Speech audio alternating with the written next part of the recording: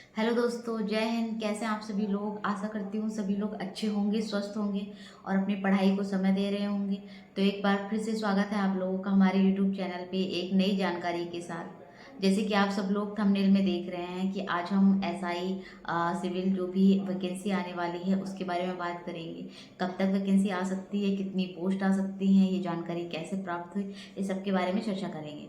तो देर न करते हुए वीडियो में आगे बढ़ते हैं। अगर वीडियो पसंद आया तो वीडियो को लाइक करके जाइएगा और हाँ, वीडियो को अंत तक देखिएगा। तो बने रहिए ऐसे ही हमारे चैनल पे और वीडियो में आगे बढ़ते हैं। जैसे कि आप सभी लोग जानते हैं कि पुलिस हेडक्वार्टर जो उत्तर प्रदेश का पुलिस हेडक्वार्टर है वो यूपी में लखनऊ में है। तो यूपी का सबसे बड़ा मुख्यालय, पुलिस डिपार्टमेंट का सबसे बड़ा मुख्यालय जो कि है वो लखनऊ में है। और उसमें भी दो शाखाएं हैं, जैसे कि डीजीपी हेडक्वार्टर और पीएचक्यू पुलिस हेडक्वार्टर। तो मेरी पोस्टिंग डीजीपी हेडक्वार्टर में ही मुख्यालय में है। तो जैसे कि डीजीपी हेडक्वार्टर में भी अलग अलग सेक्शन हैं, अलग अलग शाखाएं हैं, जिसमें से एक शाखा है स्थापना शाखा, इस्टेब्लिशमेंट ब्रांच, जिसमें कि जो भी भर्तियां कराई जाती हैं उस सब की भर्तियों का प्रोसेस, कैसे अध्याचन होता है, कैसे भर्ती होती है, कैसे प्रमोशन होता है, वेतन विसंगति होता है, एसीपी होती है, ये सारी क्रियाएं स्थापना में होती हैं। तो स्थापना में भी कई अलग अलग सेक्शन हैं। जैसे कि इसमें कुल 5 सेक्शन हैं। अनुभाग 4, अनुभाग 5, अनुभाग 10, अनुभाग 18, अनुभाग 18A। तो इसमें से जो 5 सेक्शन है इसमें सारी प्रक्रियाएं होती हैं। चतुर्थ श्रेणी से लेके यानी फोर्थ ग्रुप से लेके इंस्पेक्टर तक की सारी प्रक्रियाएं, भर्ती से लेके ट्रांसफर तक का सब कुछ इसी में होता है, स्थापना शाखा में। अलग अलग सेक्शन में जो भी है सब, क्योंकि इंस्पेक्टर तक जो होता है वो हमारा नॉन गजेटेड में आता है। उसके बाद जो पीपीएस का स्टार्ट हो जाता है इंस्पेक्टर के ऊपर डिप्टी एसपी से, तो वो प्रशासन में चला जाता है। प्रशासन शाखा एक अलग शाखा है। तो पीपीएस से स्टार्ट हो जाता है उसमें। तो जो ये स्थापना शाखा है उसमें फोर्थ ग्रुप से लेके इंस्पेक्टर तक की सारी प्रक्रियाएं, भर्ती प्रोसेस जो भी है वो सब स्थापना शाखा में होता है। तो जो जैसे कि एक बार मैं सारे अनुभाग के बारे में थोड़ा थोड़ा सा आपको बता देती हूँ, जिससे कि आपको आगे समझने में आसानी होगी कि कैसे वैकेंसी, कैसे भर्तियों का पता लगाया जाता है कि क्या कब होगा।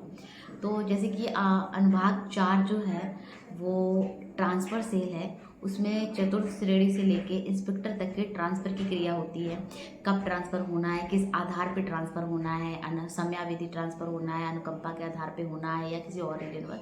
तो ये सब ट्रांसफ़र का जो काम है वो अनुभाग 4 में होता है। उसके बाद आता है अनुभाग 5, जिसमें कि सिविल वालों का, यानी कि कांस्टेबल से लेके इंस्पेक्टर तक की जो सिविल एसआई सिविल जो होता है उसकी भर्ती प्रक्रिया पूरी जाती है। भर्ती, प्रमोशन, सीनियरिटी, वेतन विसंगति, ये सब कुछ अनुभाग 5 से होता है। उसके बाद आता है अनुभाग 10, जिसमें कि अनुभाग 10 में भी भर्ती बोर्ड द्वारा जो भी भर्ती प्रोसेस प्रक्रिया होती है वो किया जाता है, अध्याचन किया जाता है, पद सृजित किए जाते हैं, वो सारी क्रियाएं होती हैं। इसमें क्या है कि सब डिवाइड है कि कौन कितने लेवल का करेगा। उसके बाद आता है अनुभाग 18। अनुभाग 18 में जो है वो आप लोगों का जो लिपिक वाला वर्ग है, संवर्ग लिपिक, computer operator, A grade, B grade, C grade, ASI लिपिक और एसआई स्टेनो लिपिक, जो भी लिपिक वाला संवर्ग है वो सारा का सारा आप लोगों का अनुभाग 18 में देखा जाता है।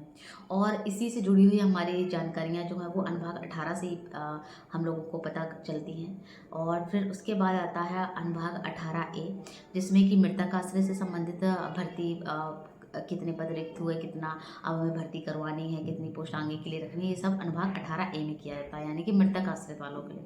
तो अब आप लोगों को समझ में आ गया होगा कि जिस तरीके से ये अनुभाग पाँचों बटे हुए हैं और अपने अपने आप में एक बहुत ही महत्व उनका रोल है। तो आप लोगों को जो मैंने इनमें से बताया तो आप लोगों को अब समझ में आ गया होगा कि स्थापना शाखा के अनुभाग 5 में जो कांस्टेबल से लेकर इंस्पेक्टर तक का या कांस्टेबल, सब इंस्पेक्टर, इंस्पेक्टर का जो भर्ती वैकेंसी है, भर्ती है, ये कब कैसे आती है, तो वो उसका काम होता है। जैसे कि सब इंस्पेक्टर का मैंने आपको बताया, तो सब इंस्पेक्टर सिविल का तो अनुभाग 5 से होगा। अनुभाग 5 में जो भी वहाँ पे लोग हैं, बड़े बाबू हैं, जो भी हैं, तो वो उन फाइल्स पे उस पे काम कर रहे हैं, वर्क कर रहे हैं। तो जब हमने अपनी जानकारी के लिए हमने पता करा, कुछ हमें जानकारी मिली, तो हमें एक बात हुई हमारी, तो हमें पता चला कि जो एसआई सिविल वाली वैकेंसी है वो 4200 प्लस भर्ती पोस्ट जो है वो आएंगी।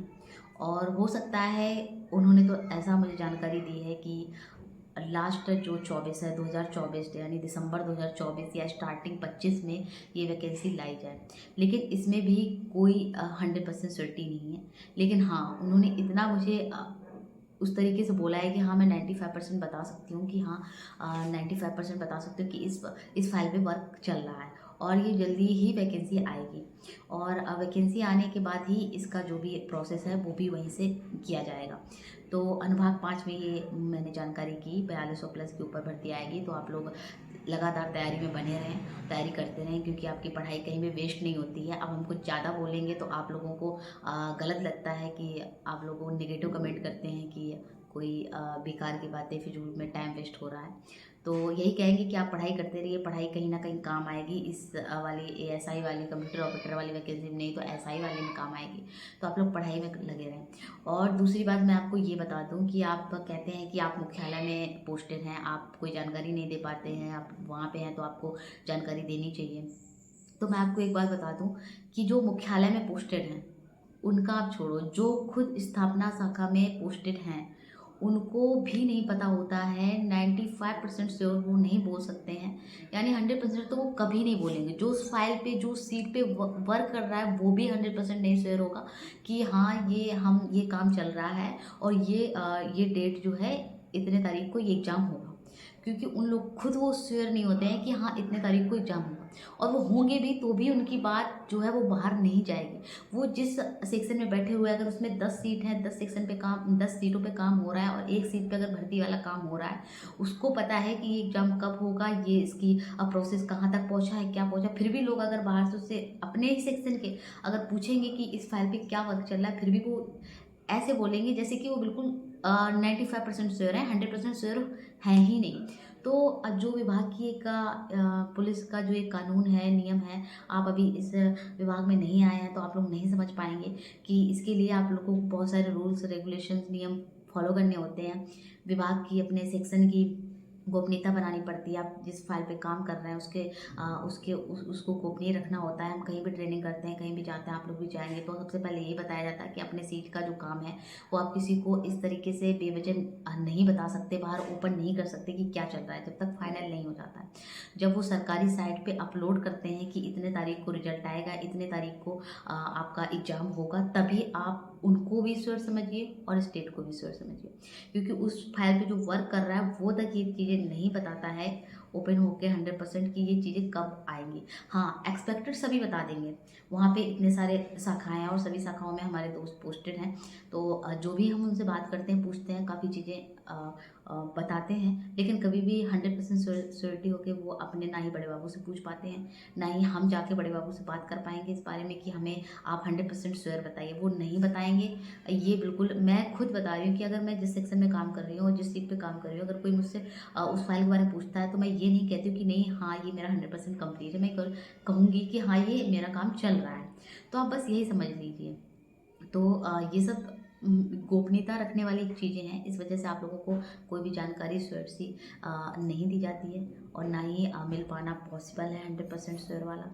तो आप लोग ऐसे ही इन चीज़ों पे थोड़ा एक्सपेक्टेड वालों पे थोड़ा भरोसा रखिए करिए। जो मैंने लास्ट वीडियो डाला था उस पर लोग नेगेटिव कमेंट कर रहे थे और मैंने स्टार्टिंग से ही बोला है, जो मुझे पहले से ही पता चला था कि नवंबर दिसंबर में एग्ज़ाम होने की पॉसिबिलिटी है। अब रीजन बस नहीं हो पा रहा है, वो एक अलग बात है। हो सकता है, मैंने आपसे अभी भी बोला है कि अभी टाइम है, दिसंबर नवंबर आफ्टर दिवाली कुछ ना कुछ हो जाए। तो आप लोग उसमें भी नेगेटिव कमेंट कर रहे हैं तो प्लीज़ ऐसा मत करिए। और अगर ये छोटी सी जानकारी आप लोगों को पसंद आई हो तो चैनल को सब्सक्राइब कर लीजिएगा जो भी नए हैं, और वीडियो को लाइक करके जाइएगा, क्योंकि जो नेक्स्ट वीडियो है वो टाइपिंग के ऊपर आएगी।